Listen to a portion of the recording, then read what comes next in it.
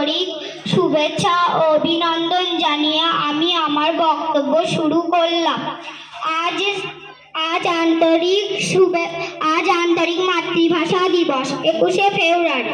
আমরা যে ভাষায় কথা বলি সে ভাষায় কথা বলার জন্য রক্ষার অধিকার আন্দোলন করতে গিয়ে আমার দেশের অনেক অগণিত প্রাণ বলি দিতে হয়েছে।